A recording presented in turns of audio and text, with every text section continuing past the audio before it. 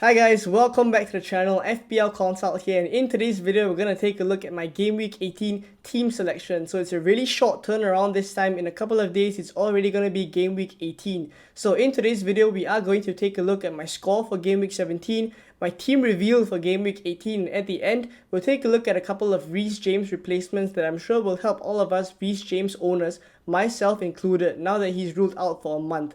Right, so if you guys do enjoy this video, please give it a like and also subscribe as well if you are new around here. I just wanted to give a massive shout out to everyone who has subscribed so far and help us to hit 3,000 subscribers.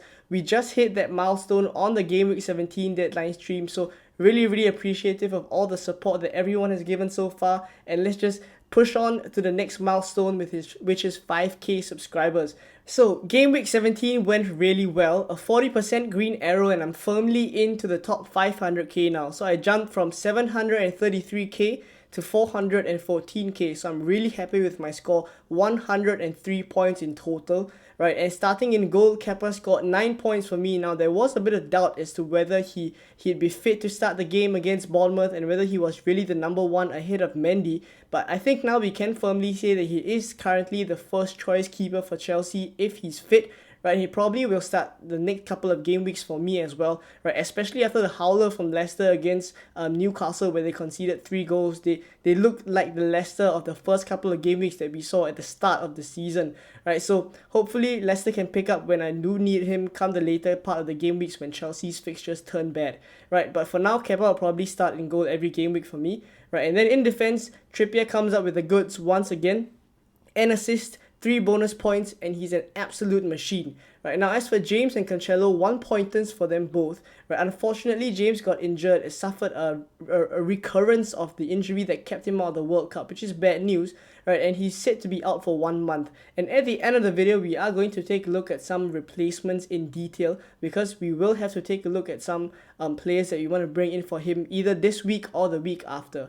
Now as for Cancelo, he didn't start the game against Leeds, came on towards the closing stages of the game, and he got a 1-pointer. But as I said in my Game Week 17 team selection video, the turnaround for Man City is really tight, right? 2 days and 19 hours to be exact. So I can understand actually why Pep benched Cancelo to get him ready for the next few games, which also come in quick succession actually. So I don't think any of us should actually be worried about whether he's lost his spot in the team. I seriously doubt it, and I definitely start Cancelo in my team for Game Week 18. Now, as for the midfield, it was a full house there. Everyone returning, basically, all of them scored a goal at the minimum. And as for Rashford and Salah, they picked up assists to go with their goal as well. Right, so on the whole, really pleased with the midfield. Those of you who tuned into the deadline stream would also know that I was contemplating whether to go with Mason Mount in a 3-5-2 or Martial in a 3-4-3. And at the end of the day, there wasn't too much difference because Martial scored 6 points. So just a 4-point difference between Mount and Martial, but I do still think that I am in a better position now, right? And that's because I can keep Mount for long term, right? Mount will have that double game week in Game Week 19, and he also has good long-term fixtures. While Martial, he would probably be just a transfer waiting to happen because his fixtures get bad after Game Week 19 where they play Man City and Arsenal back to back, right? So in this case, I feel like if Mount is able to keep this up, I actually can consider keeping him for a significant period of time as well. So that allows me to make moves elsewhere. Now up front, Haaland and Darwin Núñez. Haaland picked up where he left off. A 13-point haul against Leeds means 26 points from the captain. And at this point, I think it's pretty straightforward that we captain Haaland and look for differentials elsewhere. If not all, then at least for majority of the game weeks, because he is just inevitable. Right, and as for Darwin Núñez, it's pretty much the exact opposite. He can't seem to convert his chances, and he's missed 4 big chances against Villa. Right, so very disappointing, but I was aware of what I was buying into. I know that he's not the most clinical of finishers, and he missed a couple of one-on-ones against Villa, right, and just not confident in front of goal at the moment. You can almost feel it, right? So probably one of the bigger disappointments for this game week is Darwin Núñez, but on the whole, I would still say it's a really good game week for my team. I'm not complaining. Broke into the 1,000 point club as well, right? So let's hopefully keep this momentum going. Let me know how you guys did for Game Week 17 in the comments down below. So for Game Week 18, pretty much exactly the same lineup, just that I've swapped out James and left him last on the bench and played Ben White against Brighton instead. Right, so the rest of the team is exactly as it was and it's very well set up for Game Week 18. Now Mount and Kepa have Nottingham Forest, Trippier and Almiron have Leeds at home, and then Everton at home and Leicester at home for City and Liverpool respectively. Now Arsenal also play Brighton, so in general this team doesn't really need me to do anything to it at all. Right, we've just wildcarded, so typically our teams will be well prepared for the first few game weeks without needing too many changes. So I'm not interested in also bringing Mitrovic in, because he is still kind of a wait and see for me, right? If he gets a yellow in game week 18, that essentially turns his double game week 19 into a single game week. So he's a wait and see for me as well, right? And ideally, I would want to use my free transfer in the week right after I wildcard. But given that Reece James is injured and ruled out for a month with a potential price drop on the horizon, I think it may pressure me a little bit into maybe looking for a replacement for him a little quicker. Right, so I've decided that instead of doing a segment on the captaincy rubrics that we usually do, right, since we are all going to captain Haaland anyways, we'll just slap the captain's armband on Haaland, the vice captain's armband on Salah, and we'll dive a little deeper now into the possible replacements for Reece James, where I'll share with you guys a little bit on the defenders that I'm looking at, and maybe you guys can draw some inspiration from there as well. So here's a table of the 6 best replacements for Reece James sorted according to price. So from the most expensive, which is Robertson, all the way down to Botman. Now you'll notice that I've included Ben White here as well, even though I already have him in my team. But that's because I wanted you guys to be able to refer to this list as a comprehensive list of all the defenders that I would actually choose, or I would actually consider them, right, to replace Reece James. So to contextualize this whole situation before we actually get into each of these players, I wanted to say that I think choosing the replacement for Reece James is actually team dependent. Right, there is no obvious replacement for him because I cannot sit here and tell you like Robertson is the best replacement or Cucurella is the best replacement, because at this moment all of our teams are set up with different defenders and different goalkeepers covering different bases. So say for example in my own situation I have Kepa and Reece James, right, and at this point, even though Reece James is out, I still can cover the Chelsea defense with Kepa. So personally, I'm not looking at doubling on Chelsea defense, and I wouldn't look for Cucurella as my replacement. I'd look elsewhere. Right, so this would be very different for someone who doesn't have Kepa. Right, you probably would want to bring in a Chelsea defender, so Cucurella could be the one you go for.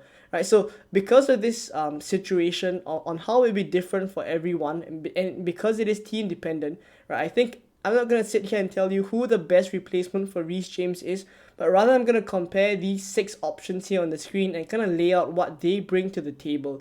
Right, so what I've got on the screen from left to right is the fixture difficulty rating. Right, the expected goals conceded per 90 for the respective team of that defender, the expected goal involvement per 90, which is a combination of the XG and XA to give us an indication of the attack potential of the player, and lastly the expected points per 90. So for Robertson, he is a little pricey at 6.8. He's a premium defender, but as we saw against Villa, he's got the knack for getting those assists, and based on the data from the last couple of game weeks before the World Cup, as well as game week 17, Robertson is actually much more attacking than Trent. Right, possibly because some teams have started to exploit Trent's side a little bit more, so he's bombed forward lesser, instead allowing Robertson much more freedom to do so. Right, so now out of everyone on this list, Robertson actually has the highest XGI per 90 at 0.31. Right, so you are paying a premium for a defender with very good attacking potential, and the only issue I see here is Liverpool's defense, right, as well as their fixture difficulty rating, of course. Liverpool actually have the worst expected goals conceded per 90 out of all the teams in this list. Right, 1.8 expected goals per 90 means that they are conceding loads of big chances to teams, and the defense is just really shaky. Right, you can argue that paying this price for Robertson, who is not guaranteed clean sheets based on these stats, could actually put a dent into whether we actually should pay that price for him or not. Right, so next up is Cucurella, and not going to speak too much about him, but I've put him on this list mainly for those of you who are looking to replace Reece James with a Chelsea defender and cover the same base of a Chelsea defense. Right, so with the double in game week 19 coming up, I don't blame anyone else for wanting to go for a direct Chelsea defender replacement, and I think Cucurella is actually one of the best ones at this moment. Right, Chilwell doesn't seem like he'll be back anytime soon, so it does look like Cucurella is pretty nailed for now. Now, as for Luke Shaw, this is purely a fixture play. They have 2 great fixtures in game week 18 and 19, and then they play Man City and Arsenal back to back before their fixtures get good again until game week 25. So at 4.8, you could just bench him for those game weeks where they play City and Arsenal, and then bring him back into the starting 11. And the best part is also that Lisandro Martinez should be back for the next game. So Shaw won't be playing centre back again like he did against Forest. He'll probably be operating on the left as per usual, and 0.21 expected goal involvement per 90 isn't bad at all. Right, so he is someone that I'm actually seriously considering to bring in to replace Reece James. Now, another one that I really like the look of is Lewis Dunk. Now, the numbers aren't great for him individually, and he will potentially be having a double game week in game week 21, and a pretty favourable one at that as well. Right, they play Leicester and either Bournemouth or Crystal Palace, going by Ben Crellin's spreadsheet. So going for him now actually gets me ready for that double in game week 21, which could potentially be a triple as well, according to Ben. Right, so this helps me cover Brighton assets for that game week 21. Right, if I want to load up on them, especially if their double or triple is confirmed. Right, and to be fair, their defensive numbers as a team aren't bad at all. Right, 1.3 expected goals conceded per 90 is pretty decent, so a good chance for clean sheet points for Dunk as well. Now, those of us without an Arsenal defender, I actually think that James to White is actually the play to make. Right, their defensive numbers have been so solid this season, it's hard to look past their defenders. At 0.9 expected goals conceded per 90, they're up there with City as one of the best defenses in the league. So to have a 4.7 defender cover such a team is actually great value. Now, personally, I wouldn't look to Gabriel immediately because of his price tag. I just think like the funds can be better used elsewhere. But if you do have funds to spare, then Gabriel is more nailed and more attacking for sure. But on the other hand, I wouldn't bet on how often he's going to get those headed goals or that set piece kind of goals, right? So I'm pretty much still prefer White at 0.5 mil cheaper. Now, lastly, there's Botman for those of us who are looking for a Newcastle defender, right? Or looking for another one, given that I'm assuming that we already have Trippier. Right, so Botman is probably the most budget-friendly option on this list. He's just 4.4 mil, and he offers an easy double up on the Newcastle defense, assuming you already have Trippier, as I mentioned. Right, their numbers are great, fixtures are pretty decent. Botman is actually highest in terms of expected points per 90 at 4.31 as well. So that's probably the most value you're going to get out of a 4.4 mil defender. Alright, so there we have it. These are the top 6 replacements for Reece James. Now, it's not a must to actually make the move in this game week. Right, even if there's a 0.1 mil drop in price for Reece James, it might still be valuable to just hold out making the move, carry 2 free transfers into game week 19 and then reassess. But if you do feel like your team would need this move now in game week 18, then have a look at these options and kind of see which one allows you to cover the bases that I mentioned just now. All those teams with doubles, all those teams with good defensive numbers, and teams that you think would be necessary to cover moving forward. Right, so that's it for this video. Hopefully you guys enjoyed it. Right, let me know what you guys think about the replacements for Reece James. Who are you going to go for? Right, and if you guys did enjoy this one, please give it a like. Subscribe as well if you are new around here. We're going to hit the next milestone. We're going to try and hit 5K maybe by the end of the season. Right, so hopefully you guys can help me get there. And that's it for this video. I'll see you guys in another one very soon. Bye-bye.